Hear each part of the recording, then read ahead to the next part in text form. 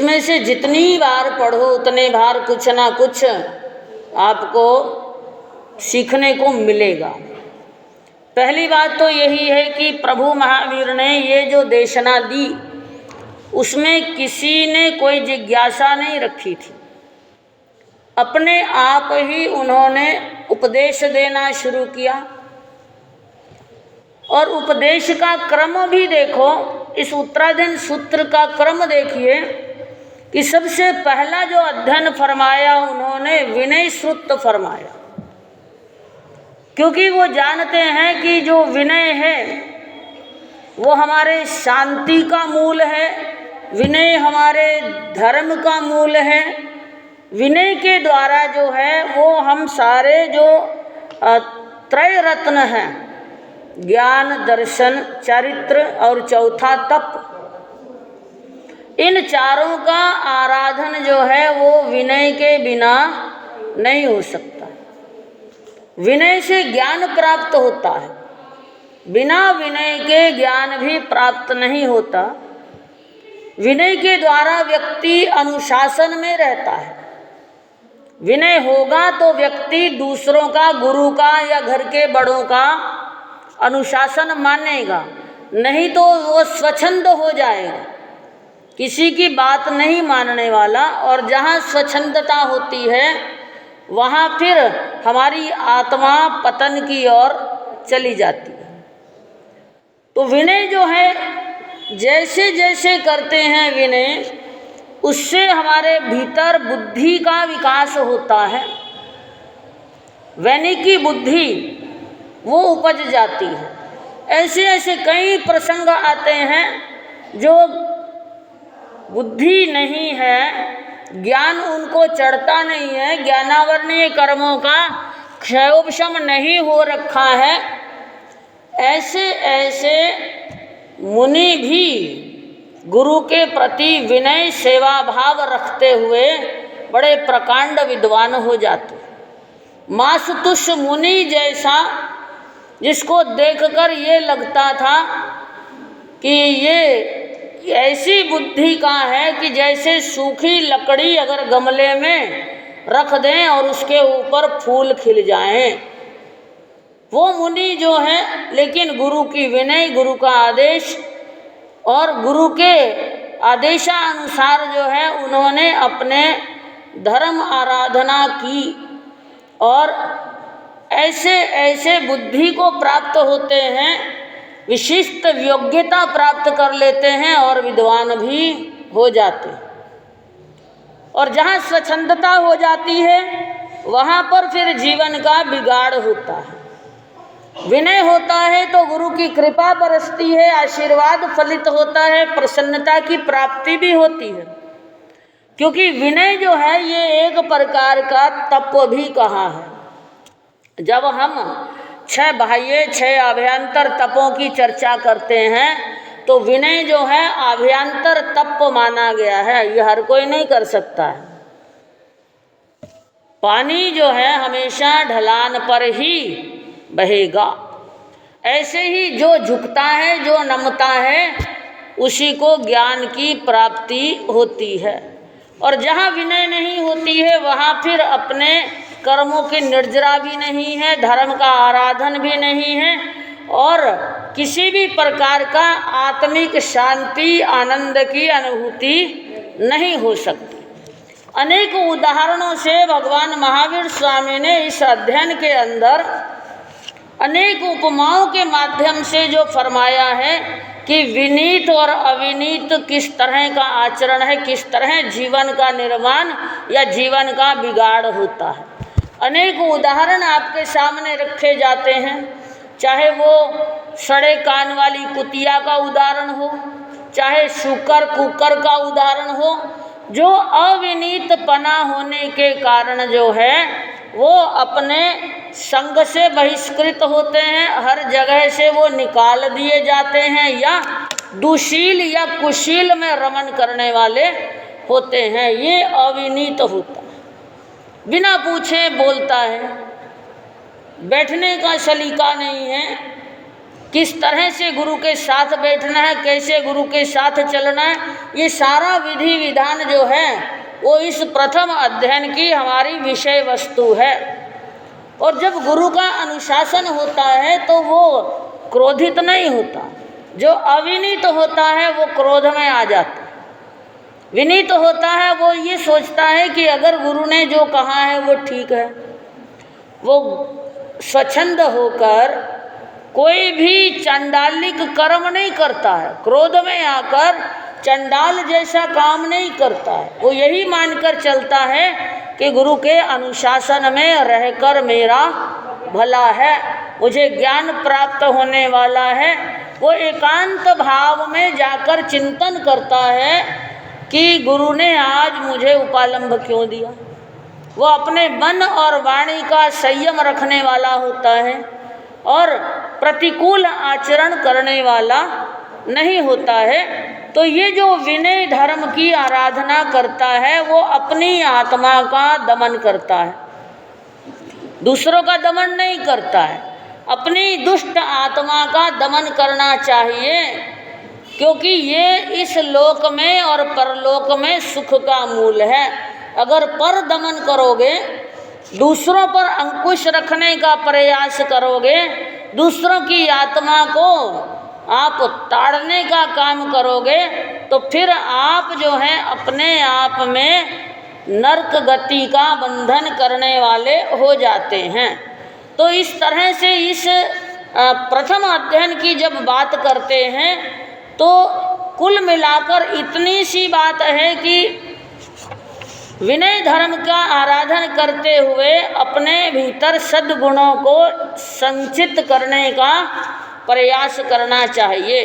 अड़ियल घोड़े जैसी वृत्ति नहीं रखनी चाहिए। अपने आप में बुद्धि का उपयोग होना चाहिए। अड़ियल घोड़ा आप जानते हैं कि चाबुक खाए बिना वो अपने जगह से उठता नहीं और चलता नहीं। ऐसे ही जो अविनीत होता है, बार बार जो है उसको अपेक्षा रहती है कि गुरु मुझे कठोर वचन कहें, जब तक नहीं कहें तो मैं क्यों काम करूं। अपने आप जो है वो नहीं समझने वाला है, तो इसलिए वो अड़ियल घोड़े जैसा नहीं होना है। सधा हुआ घोड़ा जिसको बोलते हैं, इंगियागार संपन्न एक शब्द इसमें आता है कि जो विनीत होता है वो इंगियागार संपन्न होता है, यानी कि मात्र इशारे से समझने वाला होता है। जैसे आप भी घर में रहते हैं, 4, 5, 10 मेहमान आ गए तो सासू जी इशारा कर देती हैं कि चाय बनानी कि नहीं बनानी, या खाली पानी ही उबलने के लिए रखना है। मेहमान बैठे तो अच्छा, नहीं बैठे तो अच्छा। तो अगर विराजे तो इशारे से कितना काम करना है, कितना बनाना है, कितना भोजन भी बनाना है, 4-5 लोगों के बीच में डायरेक्ट नहीं बोला जाता, इशारे से। तो अब अगर बहू इशारा समझ जाती है तो उठकर वैसा उनके अनुसार कार्य करने वाली होती है। इसी तरह शिष्य भी जो है वो इंगियागार संपन्न होता है, तो वो अपने गुरु के इंगित इशारे को समझ जाता है कि अब मुझे क्या काम करना है, पढ़ना है, स्वाध्याय करना है, गोचरी जाना है या कोई और। तो सभा में बैठने की मर्यादा, चलते समय विहार में किस तरह से चलना, वो सारी मर्यादा जो है वो गुरु के सानिध्य में पालन करता हुआ, तप आदि समाचारी का पालन करता हुआ जो विनीत शिष्य होता है वो तेजस्वी बन जाता है, उसका जीवन श्रेष्ठ बन जाता है। यहाँ तक कि देव, गंधर्व और मनुष्य वो सभी विनयवान जो होता है उसकी पूजा करते हैं, यानी कि उनके द्वारा वो वंदनीय और पूजनीय बन जाता है। इसी प्रकार जो है पूजनीय बनने के लिए जीवन व्यवहार में सारे नियम जो हैं उनकी पालना कर लेनी चाहिए। चाहे गोचरी की चर्या हो, आप देखिए आहार चर्या, गोचरी लाना कितना अच्छा नियम है कि पूछ कर जाना, आज्ञा लेकर जाना, और लेकर आवे तो भी आकर पात्र जो है वो गुरु के समक्ष, और बड़े जो भी हैं गुरु हैं और अपने से दीक्षा पर्याय में बड़े हैं, उनको बड़े विनम्र भाव से उनको आमंत्रित किया जाता है कि आहार लेकर आ गए, आप पधारिए। और फिर जब भोजन किया जाता है, सारे दोष टालकर 42 दोष टालकर आहार लाया, और 5 मांडला का दोष जो है उसको टालते हुए भोजन किया जाता है। विनयवान की यही पहचान होती है कि वो बोलता नहीं, भोजन करते समय, आहार करते समय बोलता नहीं है, बखान नहीं करता है कि अगर ये स्वादिष्ट है तो जिस गृहस्थी के घर से लाया है गोचरी तो उसका नाम बताए, उसका पूरा वर्णन करे, ऐसा नहीं होता, ऐसा नहीं होता, या उसका बहुमान करना नहीं। वो महिला बहुत अच्छा बनाती है, वो श्राविका जी बहुत भावनाशील है, इस तरह की कोई चर्चा वार्ता नहीं होती। ये भी विनय धर्म का आराधन होता है कि गुरु का आदेश है और नियम है साधवाचार का कि आहारचर्या करते समय बोलना नहीं, कुछ लेना हो, कुछ चाहना हो, वो बात अलग है, वो भी इशारे से बात हो जाती है। तो इस तरह से जो शाश्वत महारिद्धिक देव बनते हैं वो विनय धर्म की आराधना करते हुए जो अपने संयम जीवन का पालन करते हैं, वो फिर स्वहित में परहित में सब कुछ ध्यान में रखते हुए कोई किसी किस्म का द्वंद्व नहीं, कोई राग नहीं, कोई द्वेष नहीं, कोई कपट नहीं, कोई कुटिलता नहीं, कोई अभिमान नहीं, कोई अनासक्ति नहीं। जो ऐसा मुनि होता है या जो ऐसा सद्गृहस्थ होता है जो विनय धर्म का महत्व समझता है और वो अपने जीवन की एक अनुपम लब्धि रूप में ये विनय का सद्गुण है, उसको धारण करके अपने मोक्ष मंजिल को प्राप्त करने का जो मार्ग है, तरीका है, उसको सुगम बना लेता है, सरल बना लेता है और अपने संयम धन को भी सुरक्षित रखने का प्रयास करता है। दूसरा अध्ययन भगवान ने फरमाया परिचय विभक्ति का। देखिए क्रम अच्छा है, पहले विनय धर्म का आराधन, संयम में विनय जरूरी है और सद्गृहस्थ के लिए भी विनम्रता का सद्गुण जरूरी है। फिर कहा कि ये संयम जीवन में प्रवेश कर लिया या घर में आप रह रहे हैं तो आप देखिए आपके घर में रहते हुए भी कितने जंजाल रहते, कितने दुख तकलीफ रहते, और कई बार आप बोल देते हैं कि महाराज साहब साधुपणो चोखो है, बड़ा आराम से जीवन है, ना कोई झंझट परिवार का, न खाने का, न पकाने का, न मेहमानों का, कुछ कोई झंझट नहीं है महाराज साहब। हमारे जीव को देखो कितने झंझट हैं। लेकिन एक बात आप सोच कर चलें कि कर्म तो साधु संतों के भी होते हैं। आपके कर्म उदय में आए तो तकलीफ आती है, रोग है, शोक है, सब कुछ है, चिंता है, अभाव है, वो सब आएगा। कर्म साधु के भी होते हैं तो साधुचर्या में सिर्फ थोड़ा सा पर्याय बदल जाती है, तकलीफों की पर्याय बदल जाती है, उसको हम नाम दे देते हैं परिचय। और परिचय जो होता है उसको सहन करना भी हमारी निर्जरा का एक तरीका हो जाता है। याद करो परिचयों को, 22 परिचयों की बात आती है, क्रम से मैं आपको बता भी दूं। क्षुधा परिचय है, भूख लगी, आपके घर में बच्चा है, बड़ा है, भूख लगी, तुरंत गया किचन में गया या कुछ और विशेष खाने का मन हुआ तो माँ को आदेश दे दिया, लो भाई चाउमीन बना दो, बर्गर बना दो, पिज़्ज़ा बना दो, और नहीं तो पकौड़े बना दो। तो तरह तरह के नाम जो है, जो आपने बचपन में उनको आदतें डाल रखी हैं ना, तो बड़े होके वो आदतें भी कटारियाँ सब रहती हैं। तो वो जो क्षुधा परिचय साधु के जीवन में जब आता है तो गोचरी नहीं मिली, कम मिली। और कई बार ऐसे ऐसे गांव में विचरण होता है, विहार में देर से पहुँचे, समय चूक गए, फिर सोचते हैं कि अब शाम को ही चलेंगे, एक आसना हो जाएगा। तो ये परिचय भी उपस्थित होता है, उसको समभाव पूर्वक सहना होता है। फिर पिपासा परिचय, प्यास भी लगती है। गृहस्थ तो जब गया, रास्ते में गया, पानी की प्यास लगी, ले भाई इधर उधर नजर दौड़ाई, दुकान पर है, ला भाई एक बिस्लरी दे दे। खोला बोतल का ढक्कन और गट गट गट गट पी गया। साधु संत ऐसे नहीं होते, ऐसे नहीं पीते पानी।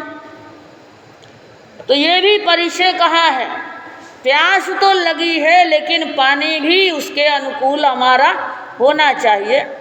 फिर तीसरा है शीत परिचय है, ठंड लगी, सर्दी भी होती है, गर्मी भी होती है। उष्ण परिचय भी है, शीत या उष्ण दोनों में से एक उदय में आता है। सर्दी लगे तो गर्मी नहीं है, गर्मी लगे तो सर्दी नहीं है। मतलब कुल 22 में से 19 परिचय एकदम से उदय में आ सकते। तो शीत है, ठंड है। आपने कभी विहार करते हुए साधु संतों को देखा होगा, साथ में गए होंगे विहार में। सर्दियों का विहार जब चौमासा उठता है उसके बाद, तो आपको पता लगता है कि आप कितने कितने अपने क्या बोलते जाप्ता कर रख के चलते हैं, यही शब्द बोला जाता ना। तो साधु संत के पास एक लिमिटेड जो है वो वस्त्र होते हैं और उनके अनुरूप जो है उसको धारण करके फिर भी ये परिचय सहन करके आप बार बार पूछ लेते हैं, महाराज सब ठंड बहुत है, आप थोड़ा सा रुको, थोड़ा सूर्य उदय हो लेने दो। उदय होने के बाद तो विहार होता ही है, लेकिन ठंड बहुत है, थोड़ा धूप अच्छी सी हो जाए, धरती गर्म हो जाए, मौसम गर्म हो जाए, फिर आप विहार कर लेना। अरे भाई कब चलेंगे, कब रास्ता पार करेंगे। तो ये शीत का परिचय याद करो, चेलना महारानी का दृष्टांत। जब उन्होंने मुनि को देखा था और रात सपने में बड़बड़ाती, एक हाथ बाहर रहा रजाई से कंबल से, तो एकदम से सुन्न हो रहा है और रात में बड़बड़ा रही है। ध्यान कहाँ है? मुनि चर्या की ओर ध्यान गया था कि अरे उनका क्या होता हो, जो एकांत में शीत में के मौसम में भी ध्यान रखते। तो इस तरह का जो माहौल होता है वो भी साधु समभाव पूर्वक सहन करते हैं। इसी तरह उष्ण परिचय, गर्मी हो, गर्मी बहुत है, गर्मी गर्मी करते हुए बच्चा स्कूल का बैग लाता है, पटकता है, गर्मी बहुत है, रास्ते में धूप बहुत है। आपको भी अगर 12 बजे 1 बजे कोई कार्यक्रम में आना हो, जिमने के बाद आप घर तक जाते हो वापस, तो उस समय भी कभी महाराज कह दे कि भाई जाते समय आके जाना, तो आते ही बैठते एकदम, हमारे सब बाहर बहुत गर्मी है, बहुत गर्मी है, ऐसा बोलते। तो साधु संत तो तपती धूप में भी विहार करते हैं, विहार भी करते हैं, सहन भी करते हैं। इसी तरह मच्छर काटने का भी परिचय है, दंश मशक परिचय, अचेल परिचय, वस्त्र जो है फट गया, जैसा मिला वैसा पहना, जीर्ण हो गया, वो भी परिचय सहन करने पड़ते हैं। ये नहीं कि अभी फट गया तो चलो तुरंत शॉपिंग के लिए चलो, नहीं जाते ना, उसी पे कारी लगा लगा के भी पहन लेते हैं। 4 महीने चौमासे में लेना नहीं है, वो भी ध्यान रखते हैं। और एक सीमित मर्यादा है, 2 जोड़ी साथ में है, तीसरा एक एक्स्ट्रा होता है, 3 से ज़्यादा नहीं रखे जाते, ये आपको सब पता है। फट गया एक, मान लो रास्ते चलते कहीं अटक गया, कहीं कुछ हो गया, तो उस समय वो भी परिचय सहना पड़ता है कि कब बहर के लाएंगे, कब उसको सिला जाएगा, कब उसको उपयोग में लाया जाएगा। ये नहीं कि रेडीमेड गारमेंट्स की दुकान है, कटारिया जी के चले जाओ और ले आओ, वहाँ से जाओ, ऐसा नहीं होता। तो ये चीज़ें, ये भी एक परिचय होता है। अरति परिचय मन अनुकूल नहीं हुआ तो भी कोई खेद नहीं, कोई द्वेष नहीं। स्त्री परिचय या पुरुष परिचय, ये ब्रह्मचर्य की नवबाढ़ की आराधना करने वाले ये पूर्व के भोगे हुए भोगों को याद तक भी नहीं करते। याद आ जाए तो वो भी परिचय है। चर्या परिचय, गमनागमन करते समय अनेक प्रकार के संकट आते हैं, वो भी परिचय।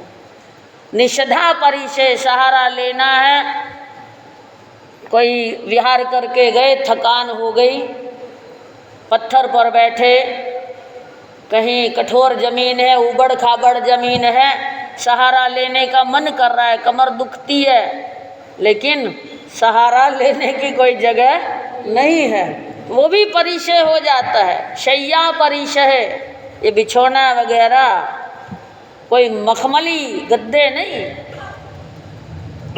कोमल शैया नहीं है, वो भी परिचय। कई बार तृण परिचय होता है कि घास की सर्दी के समय में वो पूला घास का जो है कपड़ों में डालकर जो है उसके ऊपर बिछाकर सोया जाता है, तो वो भी कांटे चुभते हैं, वो तृण परिचय के अंदर आ जाता है। आक्रोश परिचय भी होता है कि कोई अपशब्द बोलता है, आक्रोश आता है, लेकिन साधु उसको जाहिर नहीं करता, उसको दबा के चलता है, निंदा विखता नहीं करते हैं। वध परिचय है, कोई मारने को भी उतारू हो जाए कि नहीं खत्म ही कर दूं, लाड प्रदेश में प्रभु महावीर का पदार्पण।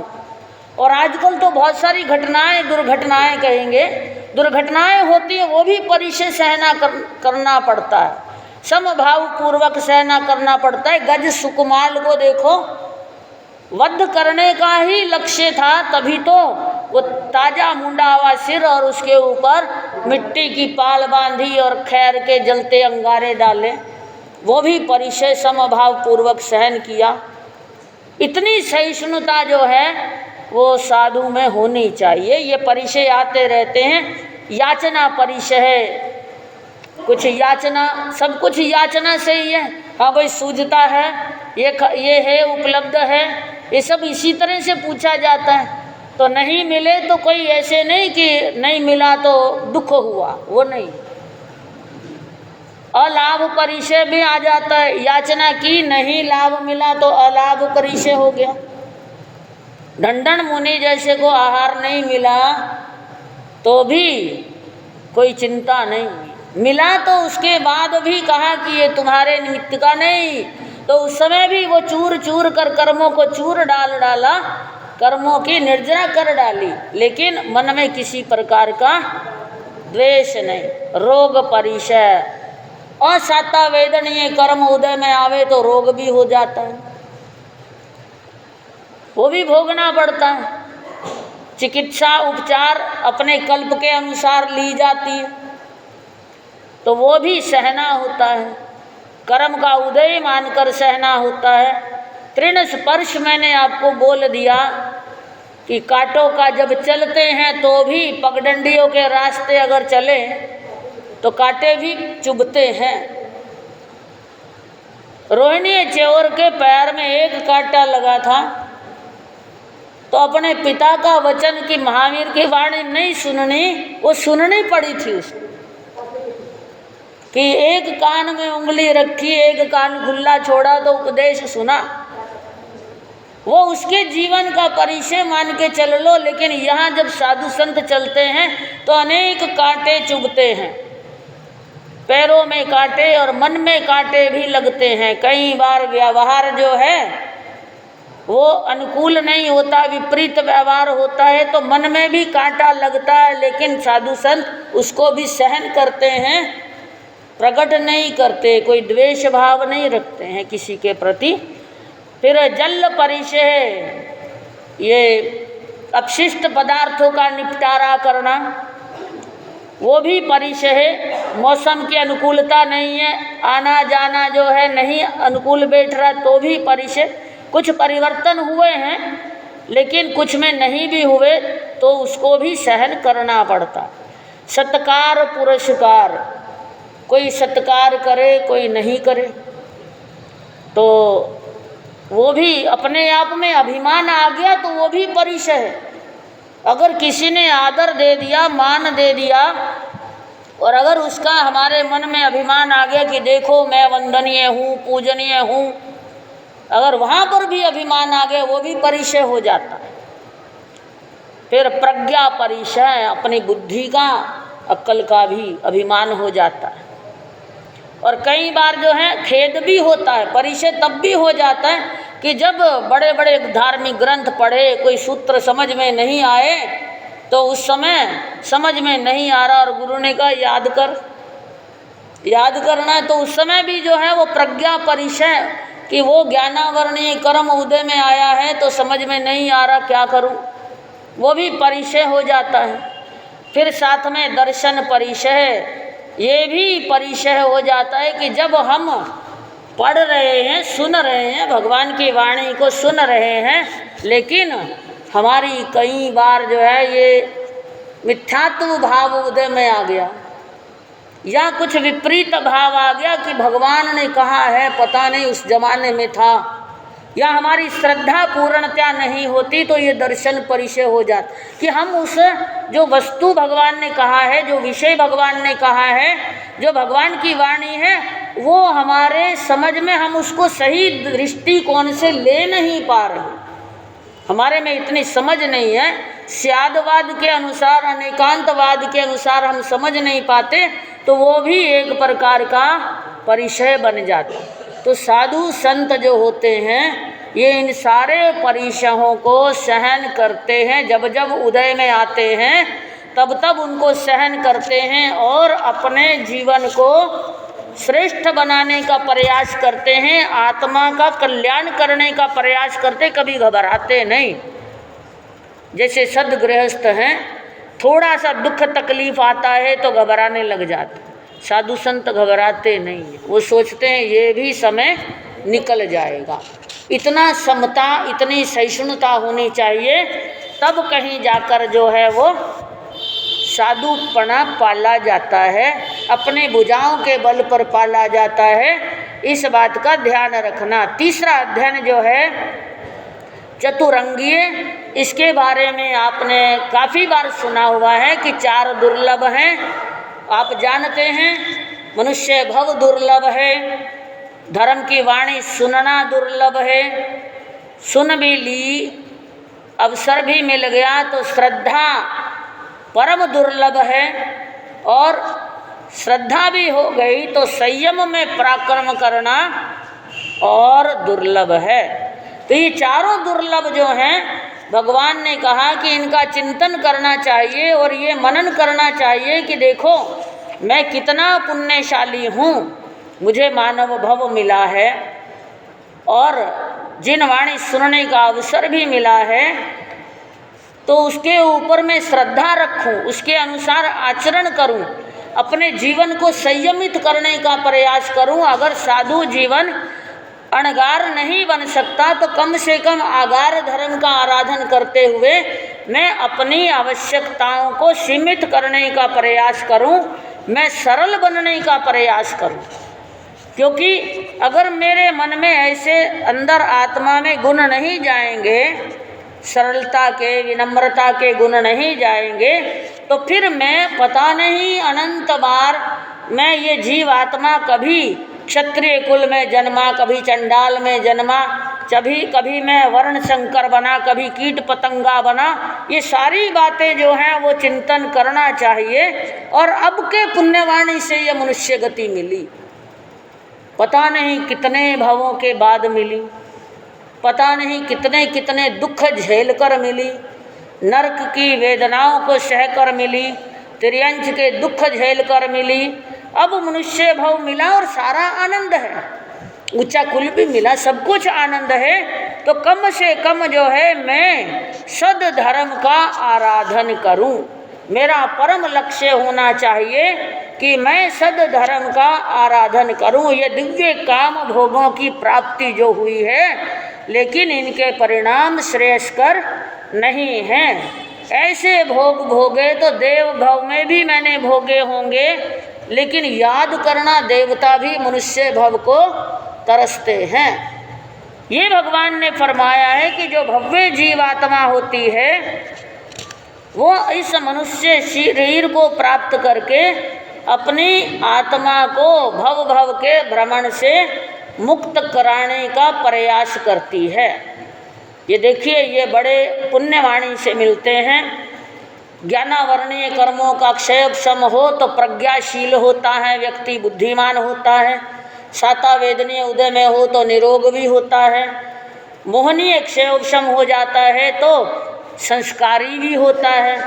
नाम कर्म का पुण्य उदय हो तो ये चार काम स्कंध यानी कि हमारे को खेत वस्तु भूमि आदि का लाभ मिलता है, सोना आदि का लाभ मिलता है, पशुधन भी मिलता है, दास दासी हमारी सेवा में खड़े रहते हैं। ये काम स्कंद हैं, ये भी बिना पुण्यवाणी के नहीं मिलते हैं।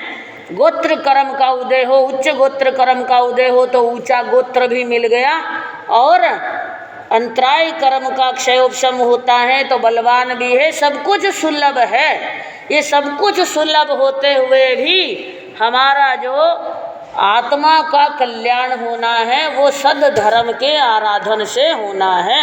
इसलिए ये मनुष्य भव को दुर्लभ कहा है। दुर्लभ समझ के हम हमेशा सदैव ये सद धर्म का आराधन जिन वाणी का श्रवण करें। और इसी प्रकार चौथे अध्ययन में भी, जिसका नाम असंस्कृत है, बड़ा सुंदर अध्ययन है। 13 गाथाएं हैं सिर्फ, लेकिन इन 13 गाथाओं में जीवन का सार समझा दिया।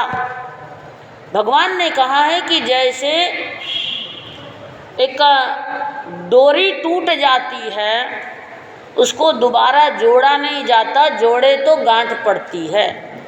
ऐसे ही जब मनुष्य के आयुष्य की डोरी जब टूट जाती है, उसको दोबारा जोड़ा नहीं जाता, एक्सटेंड नहीं करता। मान लो आपने यहाँ से वहाँ तक रस्सी बांधनी है, एक रस्सी ली छोटी है, दूसरा और डाल लिया और तीसरा और जोड़ डाल दिया, लेकिन ऐसा आयुष्य के साथ जो है कोई सांधा कोई कारी लगने वाली नहीं है।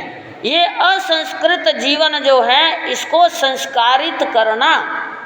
और अब सोचते हैं कि बुढ़ापा आएगा तब कर लेंगे। ये धर्म जो है, कोई बच्चों का जीवन, बचपन तो है, खेलने खाने की उम्र है, जवानी मौज शौक काम भोगों में लिप्त रहने का मौसम है। ये धर्म तो बुढ़ापे में कर लेंगे। लेकिन याद रखो, कोई आप अमर पट्टा लिखा के आए नहीं, आपका आयुष्य कितना है ये आपको मालूम नहीं, तो आप बुढ़ापा आएगा इसकी गारंटी किस बलबूते पर देते हो?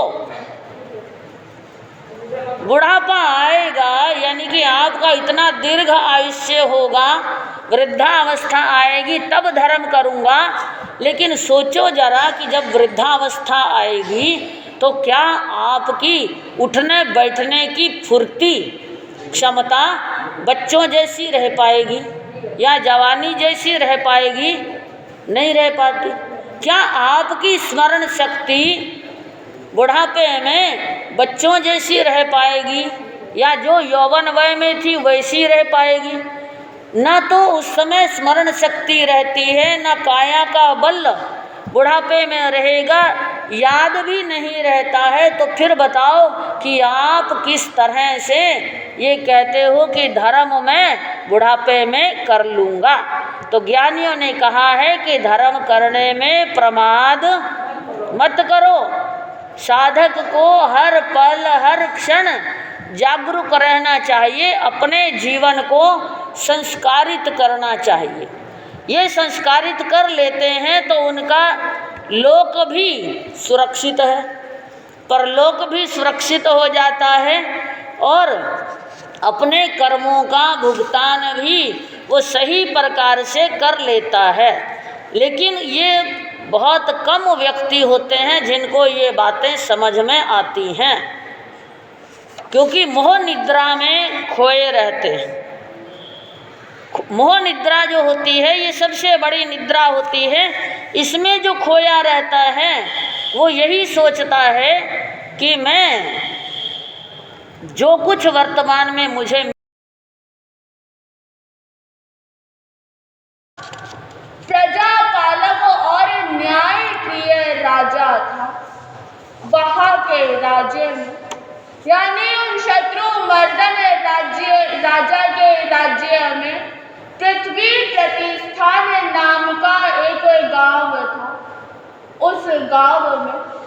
नए सार नाम का मुखिया रहता था जो ग्राम चिंतक था।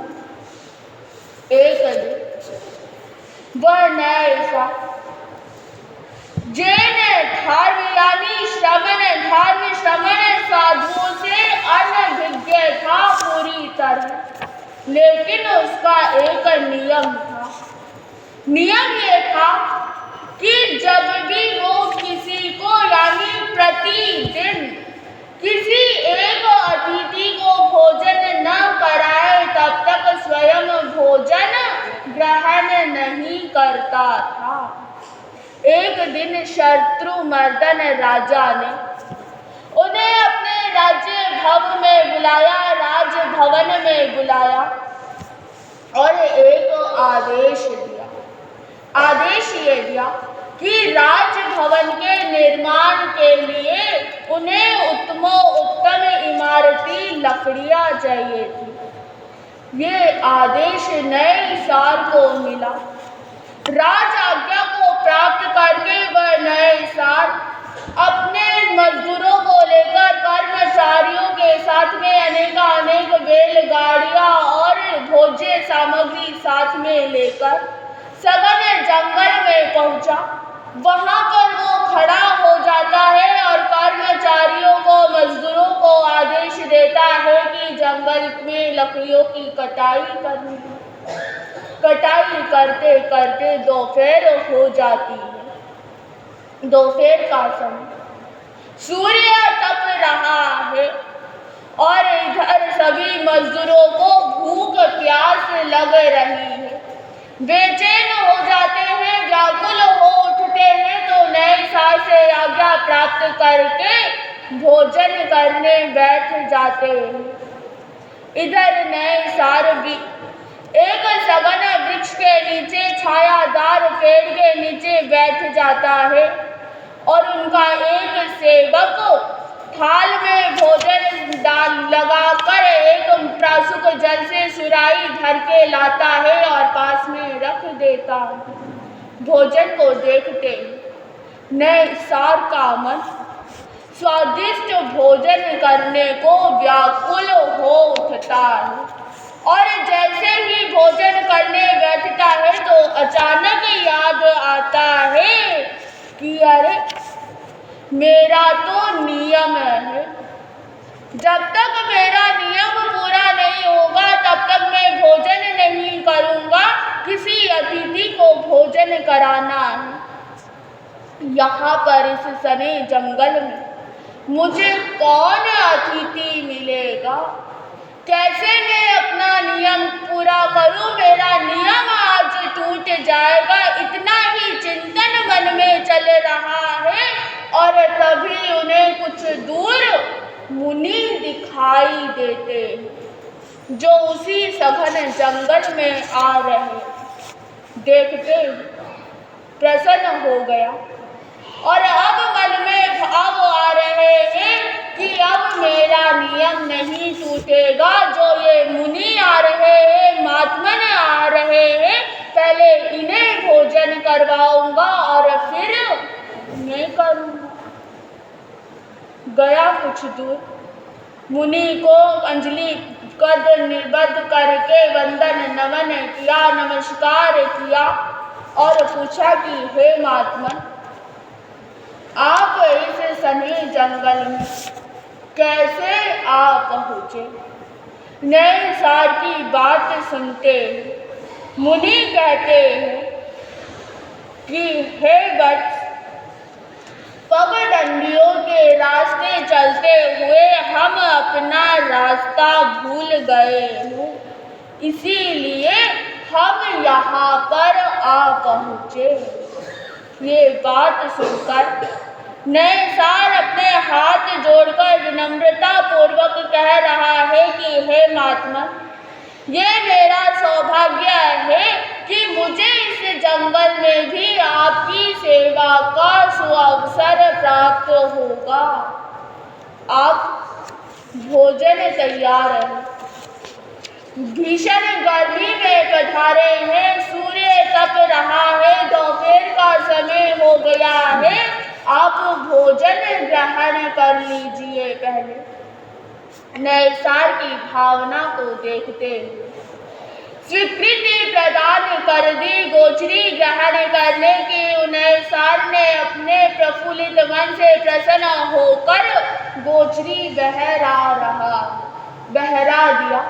वे मुनि भी अपने नियम अनुसार साइड में जाते हैं, वृक्ष के नीचे अपनी नित्य क्रिया करते हुए गोचरी ग्रहण करते हैं और इधर नैसार अपनी आत्मा को धन्य मान रहा है कि आज मेरा नियम खंडित नहीं हुआ।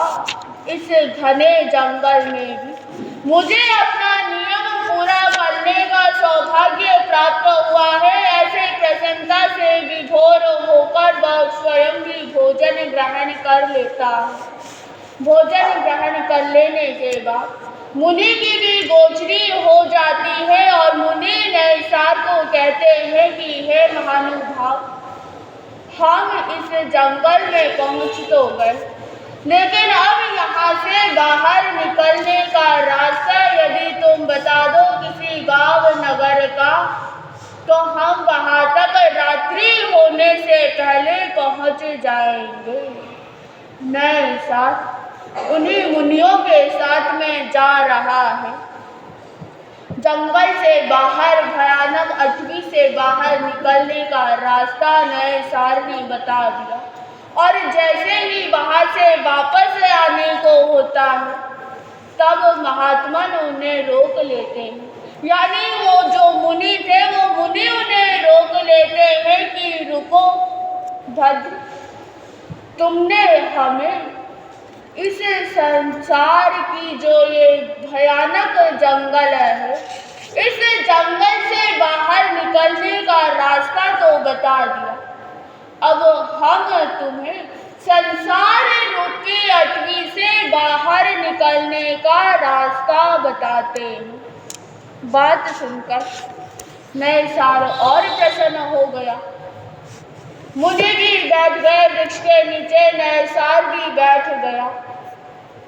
मुनि अपना मुख से जिन प्ररूपित धर्म उन्हें बता रहे हैं, सच्चे धर्म को बता रहे हैं और नैसार अपनी आत्मा को धन्य मान रहा है। गुरु वचन सुनकर, जिन वचन सुनकर अब उसका मन पूरी तरह बदल जाता है और उसका जो कार्य था, राजा ने उसे कार्य सौंपा था कि लकड़ियां लानी, लकड़ियों की कटाई कर ली, वृक्ष को काट दिए, छेद दिए, वहां से आ जाता है राजा के पास, अपना कार्य पूरा करने की सूचना देता है और वहां से वापस अपने गांव आ जाता है। कौन सा गांव उसका? पृथ्वी प्रतिष्ठान नाम। पृथ्वी प्रतिष्ठान उसके गांव का नाम है। वापस अपने घर आ पहुंचा, गांव में आ गया। अब क्या करेगा? राजा को अपना कार्य संभला कर आ गया कि मैंने अपना कार्य पूर्ण कर दिया। अब वो नित्य प्रतिदिन वो नए सारे जो उन्होंने गुरु मुख से जैन धर्म को जाना था, श्रमण धर्म को जाना था, 9 तत्व का चिंतन दिन प्रतिदिन करता है। चिंतन करते करते अपनी आत्मा को भावित बना रहा है और अपना जो आयुष्य बचा है उस आयुष्य को अपनी अंतिम श्वास तक दान, सेवा, तप, त्याग के उत्कृष्ट साधना करते हुए आत्मा को भावित करने का कार्य करता है और अंत समय में महामंत्र नवकार का स्मरण करते हुए शांति पूर्वक अपने देह का त्याग कर देता है। यानी मृत्यु को प्राप्त होते हैं। आयुष्य वहाँ का पूर्ण करके वो नए सार की आत्मा दूसरा भव कौन सा? प्रथम देवलोक का सो धर्म नामक पहले देवलोक में उत्पन्न होती है वो आत्मा। एक पल्योपम की उत्कृष्ट अपनी आयु को भोगते हुए महारिद्धिशाली देव बनते हैं और वो दूसरा भव प्रथम देवलोक का पूर्ण करके तीसरा भव मरीचि के भव में आ जाते हैं। इसी जम्बूद्वीप के भरत क्षेत्र में वनिता नाम की समृद्धशाली नगरी थी। वहाँ के प्रथम तीर्थंकर भगवान आदिनाथ के पुत्र चक्रवर्ती महाराज भरत अपना राज्य चला रहे। उन्हीं के महारानी के कुक्षी में उत्पन्न होते हैं वो नए साल की आत्मा प्रथम देवलोक का आयु पूर्ण करके आती है और भरत चक्रवर्ती के यहाँ पुत्र रूप में उत्पन्न होते हैं। बालक के शरीर से मरीचि निकलने के कारण बालक का नाम मरीचि रख देते हैं। मरीचि कहते हैं तेज किरणों को। तेज किरणें निकलती है तो मरीचि नाम रख दिया। युवा होने पर एक दिन मरीचि अपने पिता के साथ यानी भरत चक्रवर्ती के साथ भगवान ऋषभदेव की समव शरण में पहुँचते हैं। भगवान की देशना सुनते हुए अब मरीचि का मन संसार में नहीं लग रहा, संसार से उनको वैराग्य हो गया, तो तत्काल ही संयम को स्वीकार कर लेते हैं, पंच महाव्रतधारी बन जाते हैं, मुनि बन जाते हैं। अब वो राजकुमार मरीचि से मुनि मरीचि बन गए। मरीचि मुनि स्थविर साधुओं के साथ में रहते हुए श्रमण नियमों में दृढ़ता पूर्वक पालन कर रहे हैं। साथ ही संयम की उत्कृष्ट शुद्धता पूर्वक पालना आराधना करते हुए 11 अंगों का अध्ययन करते हैं। एक बार मरीचि मुनि ग्रीष्म ऋतु के समय अनेक श्रमणों के साथ में विहार कर रहे थे। दोपहर का समय था। सूर्य अपनी ताप पे तप रहा था, चरम सीमा पर था, जिस कारण धरती सूर्य के प्रचंड ताप के कारण अग्नि के शोले के समान झटक रही थी। विहार करते हुए मुनि मरीचि के पांव जल रहे थे और वही ग्रीष्म ऋतु में तेज हवाओं के चलने के कारण ग्रीष्म के कारण पसीना आ रहा है और जब हवा चल रही है तो मिट्टी उड़ रही है और वो धूल मरीचि के शरीर पर चिपक जाती है। अब मरीचि का मन उस उत्कृष्ट साधना संयमी साधना से थोड़ा सा डगमगा जाता है, डगमगा रहा है। कह रहे हैं कि ये भूख प्यास का परिचय सताने लग रहा है। ये श्रमण नियम कितने कठोर है, इन कठोर नियमों का मैं ज्यादा समय तक पालन नहीं कर सकता। चिंतन उनमें चल रहा है, घबराहट उन्हें हो रही, घबरा गए तो अब क्या करेंगे? अब क्या करेंगे? वो अपने नियमों में शिथिलता लाएंगे क्योंकि उत्कृष्ट साधना अब उनसे हो नहीं रही।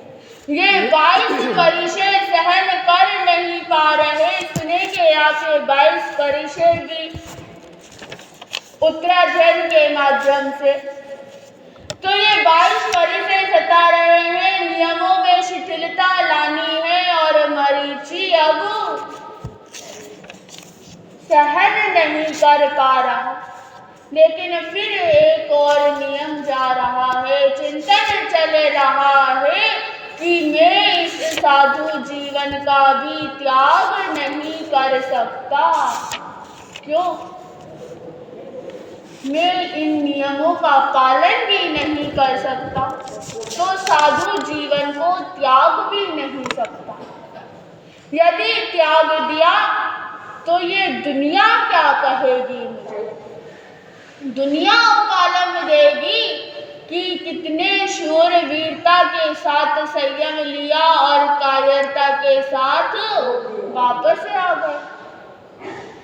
तो अब क्या करेंगे? मरीचि अब समस्या में पड़ गया कि करूं तो आखिर में करूं क्या?